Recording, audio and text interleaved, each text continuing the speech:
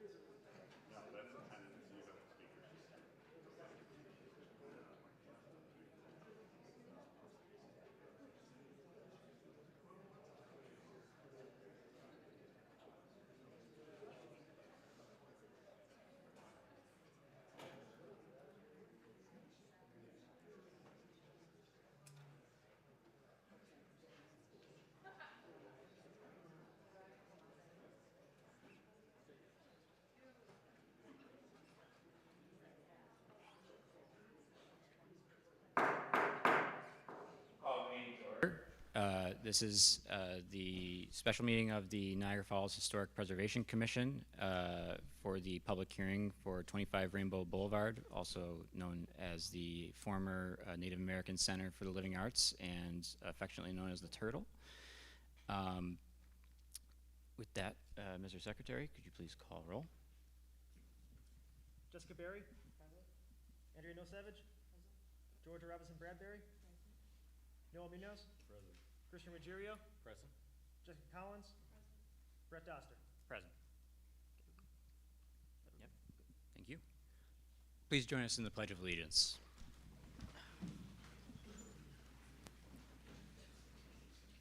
I pledge allegiance to the flag of the United States of America and to the republic for which it stands, one nation, under God, indivisible, with liberty and justice for all.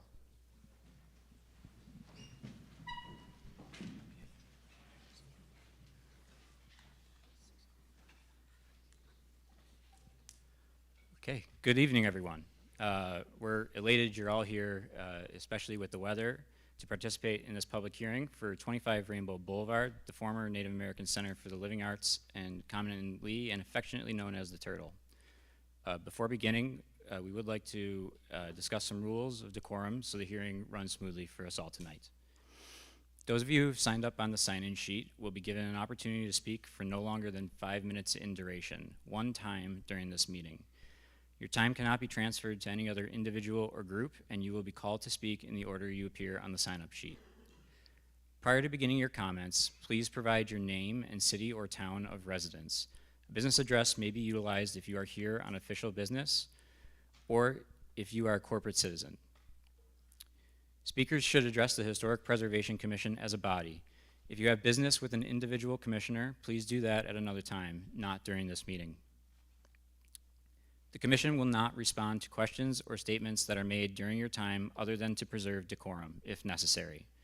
Rather, this is an opportunity for you to share your thoughts on the landmark recommendation, not to engage in a conversation or debate with this Commission. Please remain focused on giving comments related solely to the proposed landmark recommendation for this property. All participants must use the decorum expected for speaking before a governmental deliberative assembly. Uncivil behavior is not something that will be tolerated by the Commission. This evening, we're holding a meeting to collect public input on our recommendation to the City Council that the subject building be designated a local landmark. After this hearing, at our next meeting, we will forward, if it pleases the Commission, the landmark recommendation, any letters received, and the comments collected this evening to the City Council. This is the extent of the power of this Commission. The City Council will decide at the first meeting following this action whether it's a landmark 25 Rainbow Boulevard, the Turtle. That said, Mr. Secretary, have we received any letters regarding this landmark recommendation? The Planning Department has received about 512 unique letters from the members of the public, in addition to 6 letters from organizations. Okay. Do we have a sense of for and opposed? We have, every one of those letters was for Okay. the landmark designation, sir. And what were the institutions that sent letters? We did receive letters from, excuse me,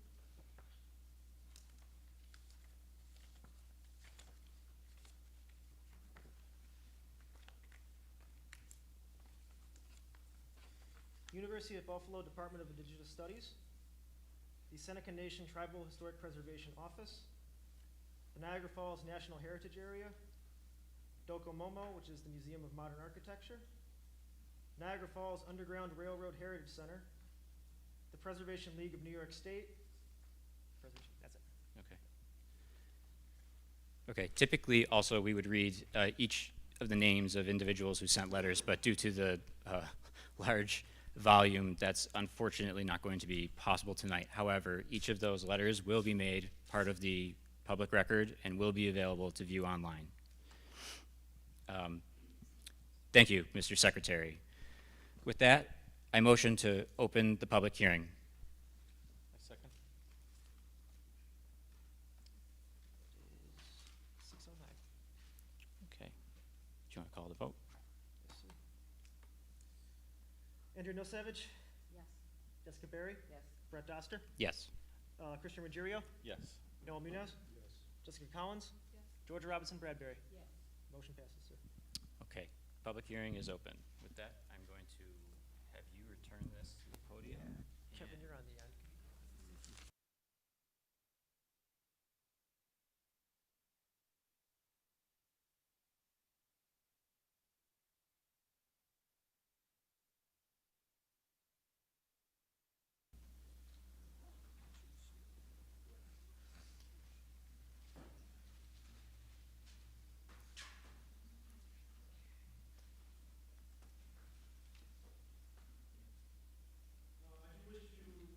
Say on the record as well, we did have opposing letters, one from a member of the public, and a letter opposing designation by Niagara Falls Redevelopment LLC.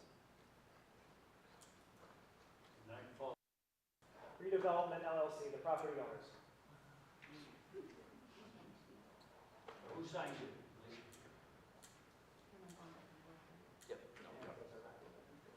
That letter will be part of the record, will be available as part of the record. Okay, that said, first name on the sign-in sheet is Jared Skruen? Jared Skruen.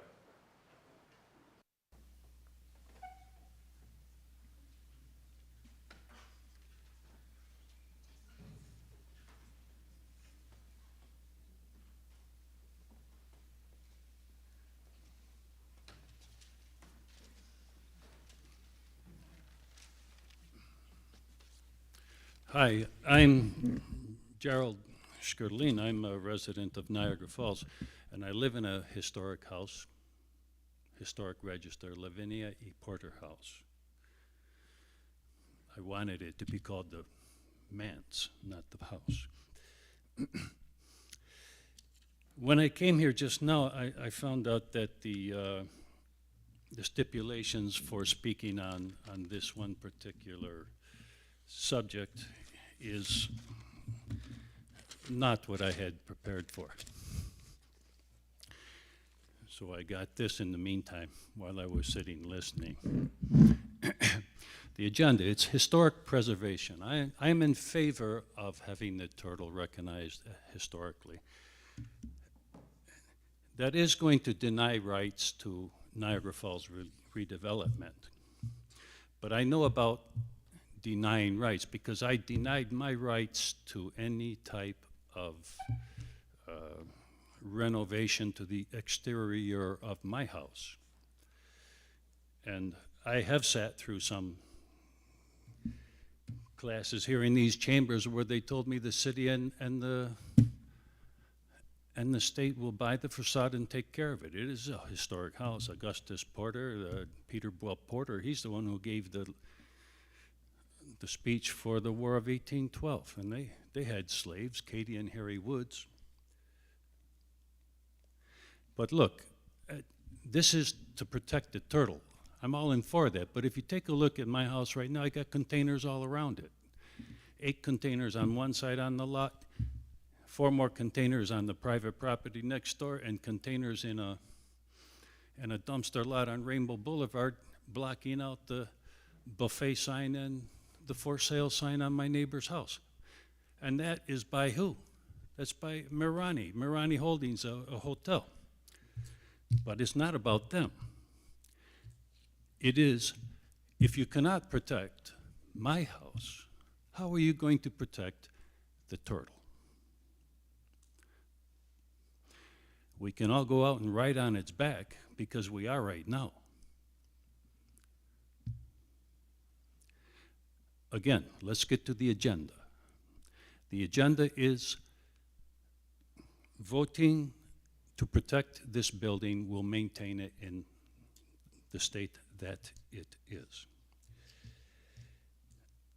Our next approach is how can we convince Roger Trevino or Mill Steinhout to agree and get along with us, because I believe we're going to fight this one out to the end.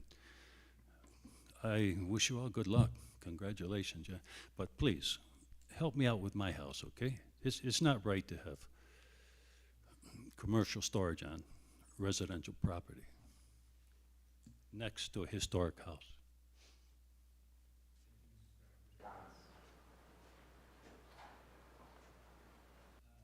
Person on the sign-up sheet is Mr. Saladin Alal. Right. Good evening, everybody. First, I want to say that I am in support of making this a historic landmark. I am a representative of two of the organizations that submitted letters in support, Niagara Falls National Heritage Area and the Niagara Falls Underground Railroad Heritage Center. For those of you who are not familiar with the work that we do as a heritage area, our mission is to protect, preserve, and promote natural, historic, and cultural resources in the area of Niagara Falls all the way to Fort Niagara. And a part of that is some of the projects that you've seen in the city, from the public art that we are at the forefront of, also the restoration of the Prophet Isaiah House that's over on Ontario Avenue, and our crown jewel is our Niagara Falls Underground Railroad Heritage Center. We've been open for 5 years, and it also addressed some of the myths that I've seen online that people been perpetuating about the turtle is so old. The Underground Railroad Heritage Center is built inside of a customs house that was built in 1863. It was on one of the 7 sites to save in New York State. It took about a decade for community organizers and everyday people to come together to save that historic building, put it on a landmark, and then now we've converted it successfully into our Underground Railroad Heritage Center. And I think that's very important to understand and to put on the record, so that anytime somebody comes and says, oh, the turtle is too old, it's been sitting for 20 years, well, that customs house has been sitting since 1863. But you can go there tomorrow, right? So that's important that we make sure we put that on the record, right? The other point is that the turtle is a part of not only our cultural heritage, but it's a part of our cultural heritage tourism, right? We always talk about revenue. The city needs to bring in revenue. You need to make sure that we preserve these cultural assets to make sure that this potentially generates revenue, because there's nowhere in the world that you can go to see that turtle. Nowhere. It only exists here, right? There's people that come here to see it and it's not even open. Think about the value of that, right? It has an inherent value to it. You could never replace that with a hotel. Never, right? So it's important that we preserve our cultural heritage and understand that we create these cultural heritage tourism landmarks, and we can bring people here to this city on a more consistent basis. Not waiting for people to come and do that for us, but to look what's right in our own backyard and say we need to preserve this and make sure that this is a space that people will come and be able to visit. You see people going to other places around this country that don't have nowhere near what we have here in our backyard. Nowhere near that, right? You go to places, they don't have the falls. They don't have none of the Underground Railroad history that actually happens here. They don't have any of that, but they know how to utilize the assets that they have, where people will go and see this small museum that they actually have there to highlight some of the people that were born in that area. How many people have checked out Polly King's gallery? She is a very, very prominent artist here in the city of Niagara Falls. We put panels of her portraits on a Jens building in Niagara Falls. We usually don't hear this administration acknowledging that. People drive by Niagara Falls and act like we didn't just do that, right? But you have people who come from around the world just to look up and say, wow, that's beautiful. That's beautiful. We need to do the same thing with the turtle and all of these other different assets that we have here. My last point is, any of the members on this preservation board indigenous? We need an indigenous person on this board in terms of representation. We need that. So, thank you.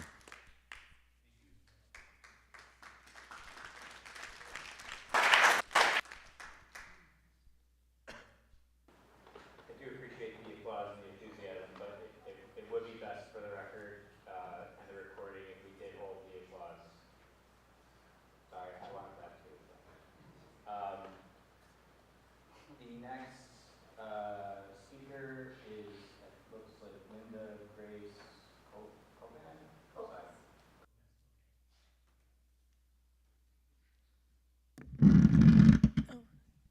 Good evening. Is that right? My name is Linda Grace Kobus, and I live in Amherst, New York now, but I was born and raised in Niagara Falls and lived here for a long time. I'm here today to urge the Commission to vote in favor of the resolution for landmark status. When the Native American Arts Center opened in September 1977, there was a community-wide celebration with immense cultural impact. It was really the first significant and positive recognition of the indigenous people in this area. There are two aspects we have to consider in the revitalization efforts for the Arts Center, which are first, what I call the people part, which is the organizational structure, staffing, programming, and funding. And the second aspect is the building itself, although I think a lot of people would say the building itself is first. Some opponents of the turtle preservation point to the Arts Center's closing in 1997 as evidence that the idea of a Native Arts Center in Niagara Falls is doomed. But the closing was a product of multiple factors, not just an organizational collapse. It didn't happen in a vacuum. Remember what the 90s and the 80s were like. Niagara Falls was hit hard by the worldwide recession in the late 80s and 90s. Union Carbide and Carborundum slashed almost 1,000 jobs in the city in those years. There were political tensions that created a backlash against Native Americans in the city and state in the 90s, totally opposite the good feelings that had existed 20 years earlier. The issue of state taxation of sales to non-Indians on the reservation was inflammatory. Significant New York State land claims were still unresolved, including the ownership of Grand Island. The Federal Indian Gaming Regulatory Act was passed in 1988, and there were heated battles over whether Indians should be allowed to open casinos in the state, especially if non-Indian casinos were still banned.